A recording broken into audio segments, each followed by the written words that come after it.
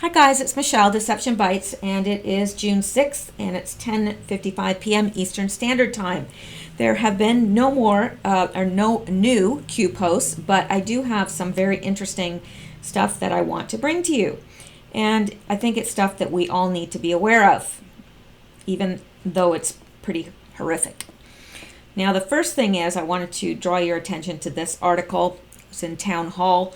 Horrifying. Bodies of aborted babies burned to power homes in Oregon.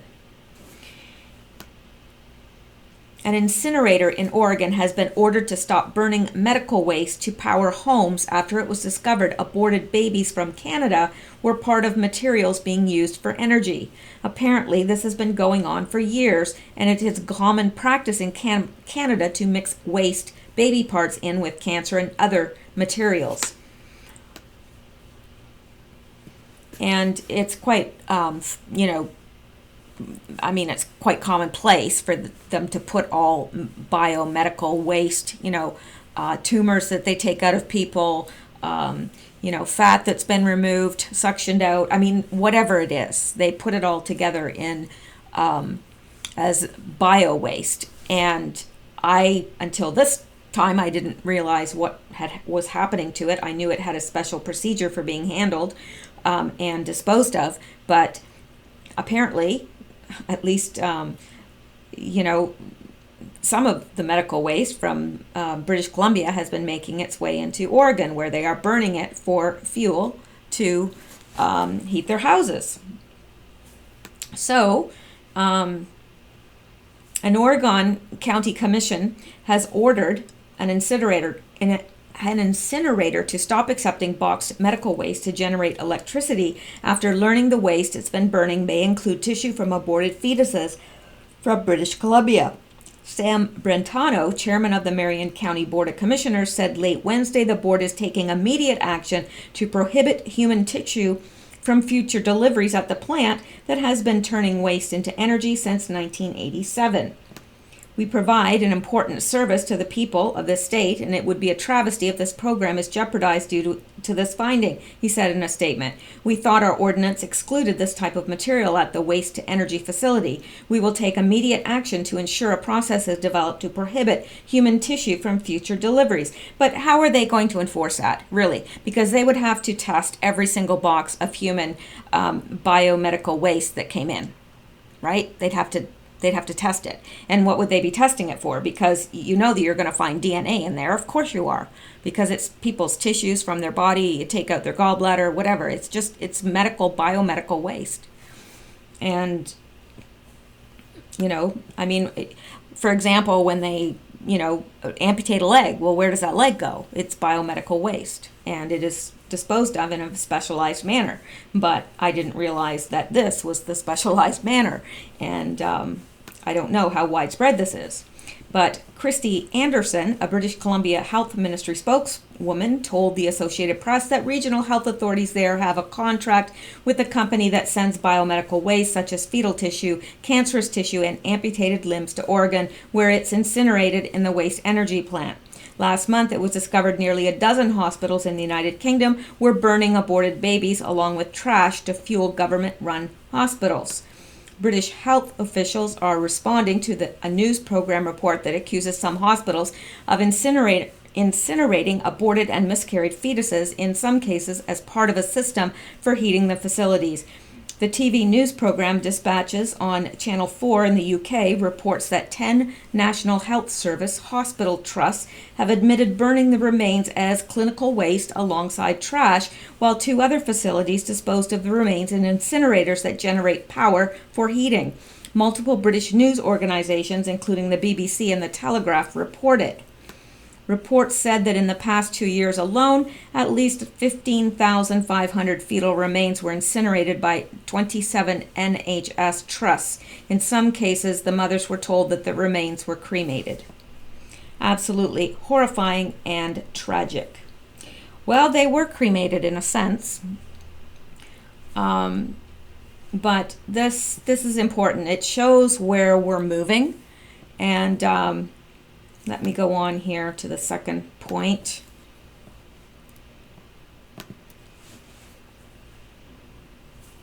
This will all connect, hopefully. Unless I'm too tired to make it connect.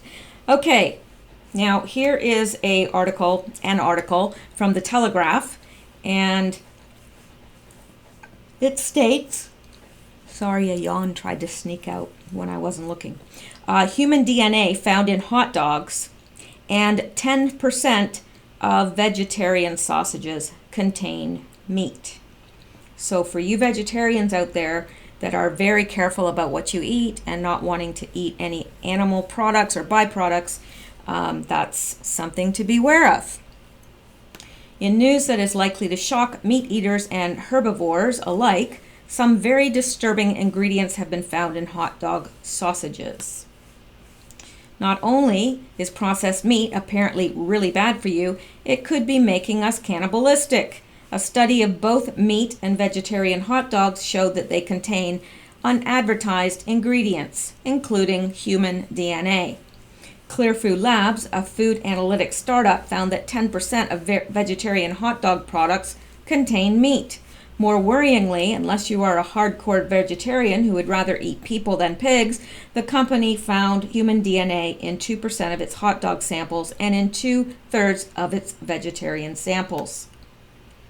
It's probably not human flesh you're ingesting along with your porky treat, the researchers claimed. That the human DNA most likely came from hygiene issues, so saliva and other bodily fluids along the production line. The company also found nutritional label inaccuracy, pork substitution, and some unexpected ingredients, including chicken and lamb. Clear Food used genomic technology to examine foods by ingredients, analyzing 345 hot dogs and sausages from 75 big U.S. brands at 10 retailers. The report said sausages are the world's original mystery meat, and hot dogs have always provoked ingredient anxiety. In mid-19th century America, rumors circulated that some butchers made inexpensive Frankfurt-style sausages with ground dog meat. This might explain how the hot dog got its name. So this just goes on that she said the use of genetic analysis in this type of setting is actually fascinating. I think we're going to be seeing a lot more type of analysis, this type of analysis happening, seeing how well food content matches food label. However, she would also like more information, particularly on the finding of human DNA.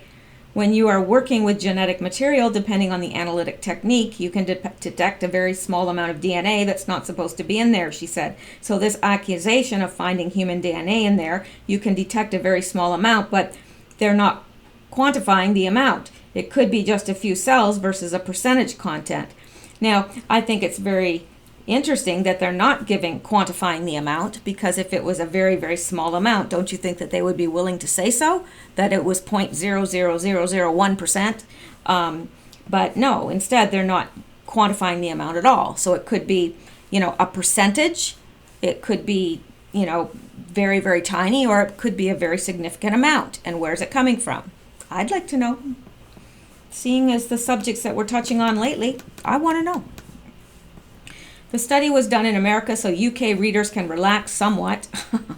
Yeah, although it would not be surprising if they found similar results in our sausages. Remember the 2013 horse meat scandal? Yeah, I've always been a little bit anxious about eating hot dogs, because when it says chicken and pork and blah, blah, blah, beef and chicken and pork or whatever, I'm thinking like, okay, I'm getting the lips and nose and eyelashes and things like that. Like, I'm not getting quality meat here. I'm getting like toenails and, lips and stuff like that. Anyway, that's what I think. And that could, in fact, be ridiculous, but it's how I feel. Excuse me. So, from there, we're going to naturally go here. Or unnaturally. Because this is unnatural as it gets.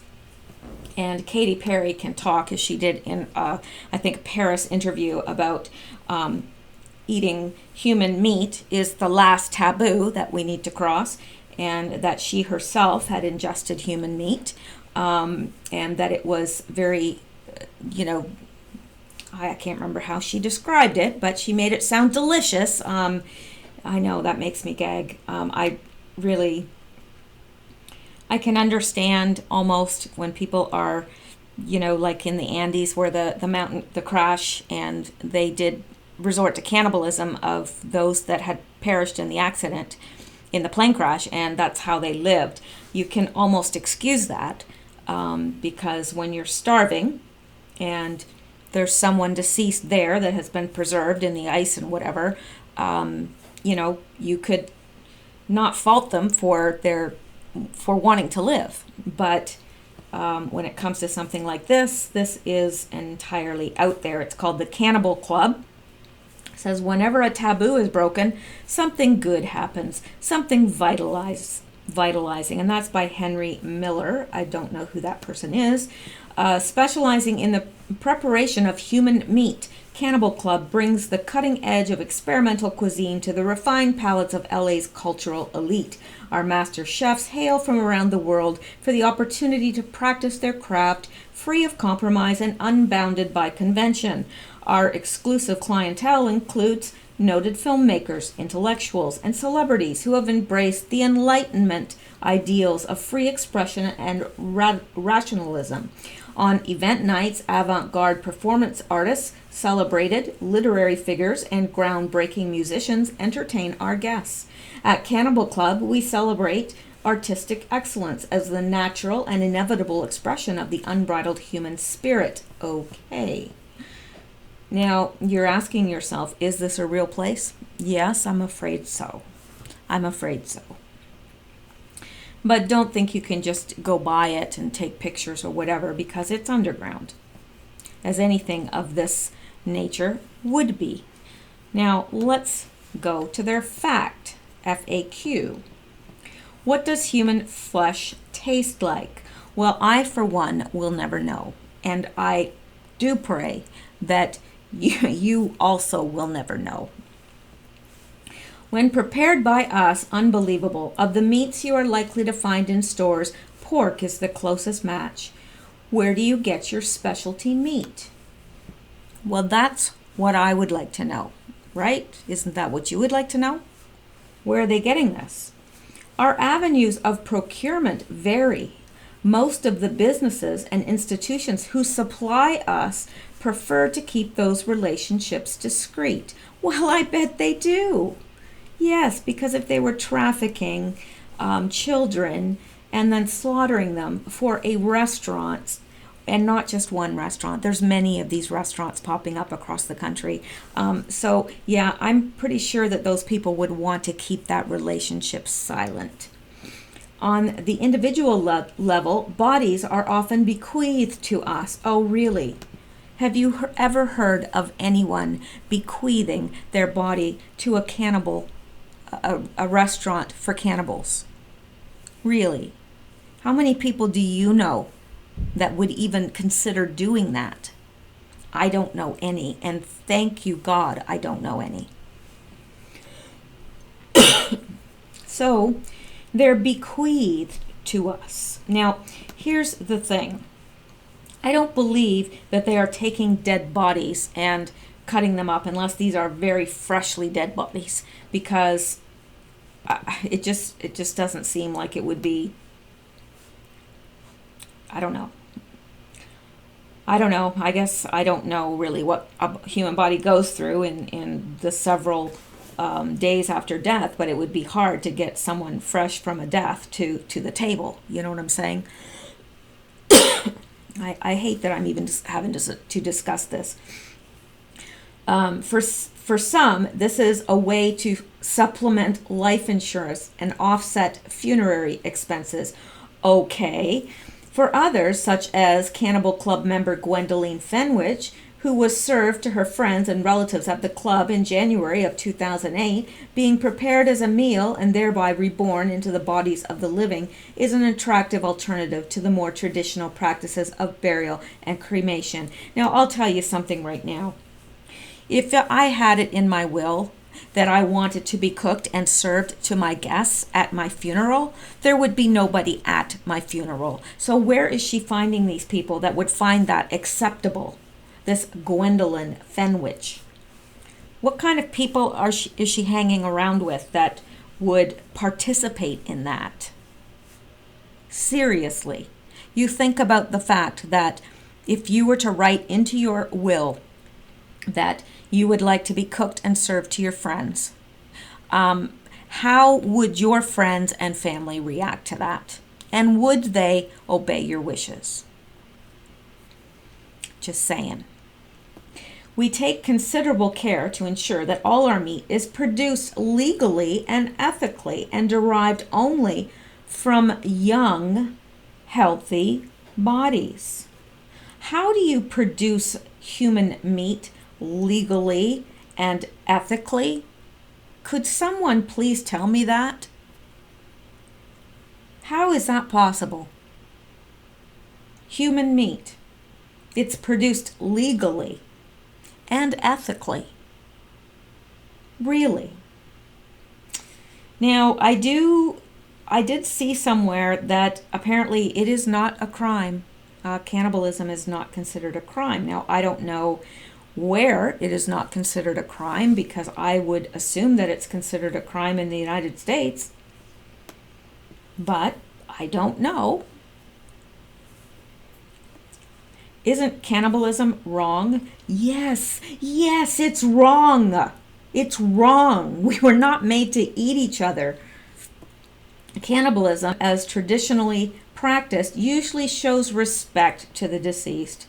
I love you, let me eat you. Who is desired to be reborn into the living or offered as a worthy sacrifice to some deity. Well, I'm thankful that my God does not desire my sacrifice, because someone was sacrificed on my behalf. It is never our practice to debase or objectify human life. Arguments against cannibalism are typically grounded in ignorance, cultural prejudice, and nonsensical spiritual beliefs. Well, there you go. See, they say it's all right. So, there you go. Doesn't cannibalism cause disease? Yes, it does. Prion diseases of the nervous system, such as Kuru, are not associated with the consumption of brain tissue, which are associated with the consumption of brain tissue, which is not part of our menu. They don't serve brains. I mean, they draw the line at brains. What is your address? I want to visit. Right. Introduce yourself through our contact page and we will send you information about our membership process. It is necessary for us to operate privately and to vet our members in order to avoid disruption from the less enlightened. The less enlightened being those people that would find the consumption of human flesh reprehensible, like myself. And hopefully you. Let's look at the cuisine. Well, this week's menu includes penne pasta with meat sauce. Where'd you get that meat? Well, it's human, of course. A delicious meat sauce made from fresh heirloom tomatoes served over multigrain penne noodles. Sirloin steak, a flame-broiled 8-ounce sirloin steak, and that ain't no cow. Seasoned with fresh garlic, sautéed onions, and our in-house Worcestershire sauce. I can never say that right, and hopefully I said it right. Sometimes I just go Worcestershire and hope that I get it right. Liver and mushroom pierogi, Russian version of pierogies, baked rather than broiled, with a savory filling of wild mushrooms and liver. Whose liver? It's someone's liver. Placenta lasagna. An otherwise traditional lasagna with one layer of cheese substituted by minced placenta in heirloom tomato sauce, seasoned with garlic, onion, and oregano. Mrs. Lovett's meat pies, a delectable pot pie in a genuine puff pastry crust with locally grown vegetables and tender strips of meat. Events. Diamond galas. Hang on here. Diamanda Gallis, famed avant-garde performance artist, composer, keyboardist, and vocalist, have been described as capable of the most unnerving vocal terror. Musicologist Susan McClary writes that Gallus heralds a new movement in the history of musical expression representation, focusing on themes of suffering, injustice, and despair. Her works are characterized by visceral shrieks and wails, reminiscent of glossolalia, which is speaking in tongues, or tongues. She has collaborated with Led Zeppelin bassist John Paul Jones, and her work has appeared in such mainstream films as Natural Born Killers and Francis Ford Coppola's Dracula. So there you go. Let's just hit on staff, and here are the staff. And they look almost normal. There's Elspeth Blake, she's a proprietor, and Sophie Lafitte, and she is the chef de cuisine. So here is the owner, and she looks like a normal, upstanding citizen looks like. And here's Sophia Lafitte, and she will be preparing your human cuisine. And Hero Connors is the art director, and Raven Chan is the service manager. Yes, well, there you go. The Cannibal Club. Not... I wish I could say that it's the only one that exists, but it's not. So let's go on to this, because I think this is interesting as well. I know. I'm not even going to want a midnight snack tonight. Macaulay Culkin, who is looking far healthier. He's looking like a normal human being now instead of looking like, I don't know if he was doing drugs. I assume that he was by his appearance, his former appearance, but he does look like he's doing better. Macaulay Culkin, satanic Hollywood execs ritually murder child actors. This is fascinating, and I happen to believe he's telling the truth. Hollywood's executives are bloodthirsty Satanists who ritually abuse children in the industry, according to Macaulay Culkin, who claims he only got out alive because he was a smart, suspicious kid, and he got too famous to be killed like some of the other kids. You learn very early to recognize which of them want to abuse you and which of them have even darker tastes, Macaulay Culkin said, explaining that the worst of them wear shoes made out of skin of children that they ritually murdered. Now, I know what you're thinking, and I would have thought this was way out there before as well, but this is something that children that escape from Satanism routinely say. They routinely say this, and in fact, there was a couple of children, and it's somewhere in the UK, they were taken away, and they testified to this very thing, and you could tell by these children that they were not making their stories up, because their story was exactly identical. Anyway, speaking on radio in Paris, France, Culkin said, "Have you seen leather products made from human skin? It has an unusual, distinctive look. I learned at a very young age to identify it. The news, was picked up by French media, with mainstream French newspapers reporting on the explosive interview. However, within an hour of publication, all reports had been removed from the internet." Can't imagine why. And they showed this picture of him instead of showing what he actually looks like now, where he's all drugged out on, I believe, heroin. So, during the interview, Culkin claimed that children in the entertainment industry learn very early to recognize which of them want to abuse you and which of them have even darker tastes, explaining that some of the Hollywood executives wear skin trophies, explaining that he was 11 the first time he saw human leather. Culkin said he was filming Home Alone in New York when he was ushered into the back room on the set. There was a guy in there with a powerful executive suit type, you know what I mean. He tried to make me relax, give me a can of Coke, started telling me about the nature of the industry. Basically, he wanted me to cut my parents out. He wanted to be my guardian. He said he would make me the biggest teen star in history. He said I had it all. He said that I had to get rid of my parents. I was like, dude, I'm 11. And he said, you're a man now.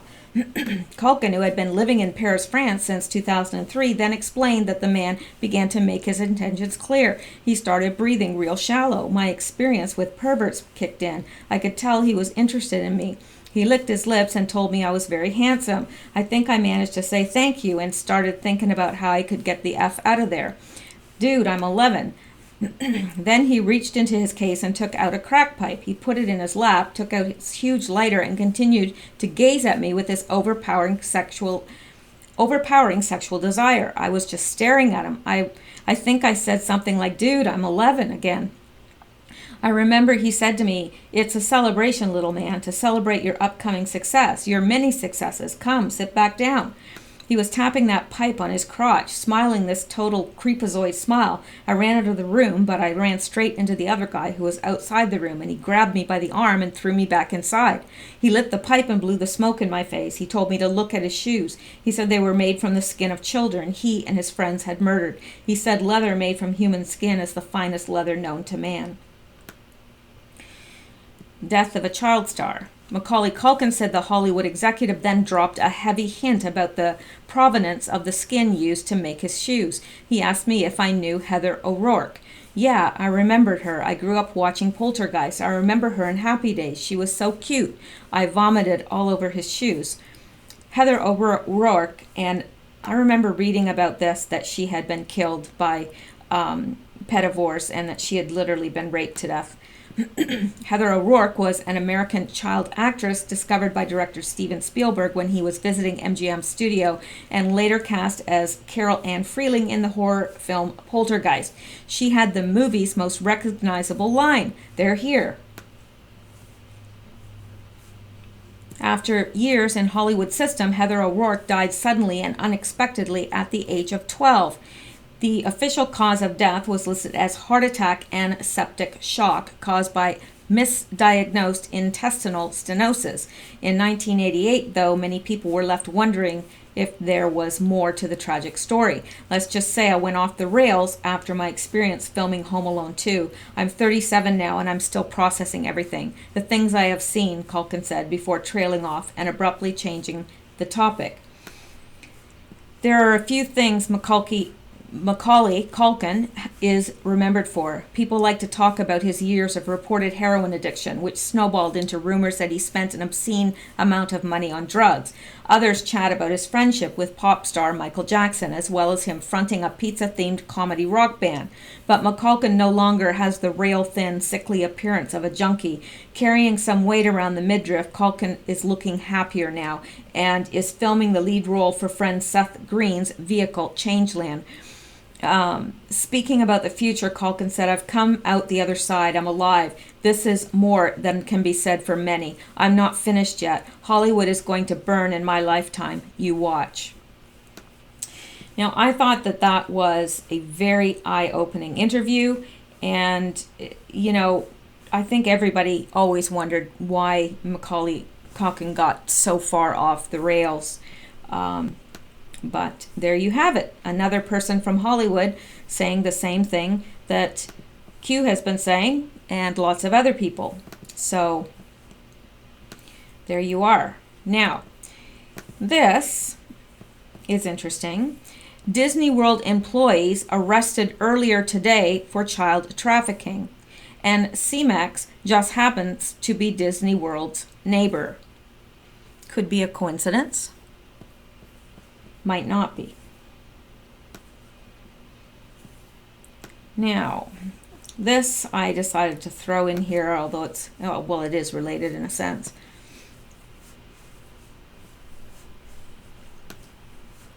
Virginia, admitted pedophile with father-daughter incest fantasies running for Congress. There's disturbing news coming out of Virginia today, where a self-admitted pedophile has entered the congressional race as an independent candidate. 37-year-old Nathan Larson is an accountant originating out of Charlottesburg, Virginia, where he's bragged about raping his ex-wife on several internet websites in the past. Huffington Post actually interviewed Larson, where he's not only confessed to the allegories of him having pedophilia-laced fantasies as being true, but that he founded 2 online havens for pedophiles which are no longer in operation. both of which are known for being havens of degeneracy and filth. Larson isn't even embarrassed by his lifestyle and seemingly believes that it will have no impact on the outcome of the election or interfere with his political aspirations. A lot of people are tired of political correctness and being constrained by it, Larson said. People prefer that there's an outsider who doesn't have anything to lose and is willing to say what's on a lot of people's minds. On the subject of whether he's actually a pedophile or if he just chooses to fantasize about pedophilia, Larson brazenly argued it's a mix of both. When people go over the top, there's a grain of truth in what they say. There's also numerous claims that Larson enjoys the idea of watching his wife being raped, as well as a suggestion that he believes a father should have sex with his own daughter. And the answer from Larson is quite disturbing. Huffington Post writes, asked whether there was a grain of truth in his essay about father-daughter incest and another about raping his ex-wife repeatedly, he said yes, offering that plenty of women have rape fantasies. Right. This is a sick man. What's even more horrific is the fact that this man is not only free to roam the earth and society in Virginia, and that he's been allowed to run for elected office. This is a pervert who openly brags about having sex with children. Make no mistake, this man is a danger to society, and there are no laws in place to prevent him from ruling over society. I wish this weren't a real story, but it is, and it should disturb you. The Nathan Larson for Congress campaign manifesto is free for all people to view online by clicking here. I, Nathan Larson, hereby announce my candidacy as a quasi-neo-reactionary libertarian in Virginia's 10th Congressional District election. As representative, my main agenda will be 1. Stopping the war on drugs, 2. Protecting gun ownership, and 3. Putting an end to U.S. involvement in wars arising from our country's alliance with Israel. I will also restore 4. Benevolent white supremacy, 5. Private borders, 6. Patriarchy, 7. Freedom of speech, 8. Freedom from age restrictions, 9. Suicide rights, 10. Jury trial rights, 11. Discrimination rights, and 12. Free trade. Okay. Mr. Nathan Larson. I don't think you're going anywhere, let alone Congress. This is a pedophile running on a 12-point campaign of ideas, most of which seemingly resemble hatred and bigotry added in with a dash of pedophilia. America, if we're not living in the end times, then I don't have an explanation for this. All I know is this monster must be stopped. So there you go. If you're in Virginia, you should be, we should all be concerned, really. Not just Virginians, but let me go back here. And the last thing that I wanted to bring up, excuse me, I don't know what is stuck in my throat. Bilderbergers will celebrate 6/6/18, the 52nd anniversary of the Church of Satan, the day before the anniversary of their 66th meeting in Stresa, Italy, 6/7 to 6/10/18. Now, 6/6/18 really can be translated because 3 6s equal 18, right? So 666. Bilderberg, exclusive ruling and priest class meeting since 1954, first held at Hotel de Bilderberg in the Netherlands. So that's coming up. And then, of course, we have June 11th coming up as well. So, and I wanted to let you in on this. Excuse me. Take a drink of water. I don't know what is wrong with my throat. The police are now arresting patriots at the CEMEX site.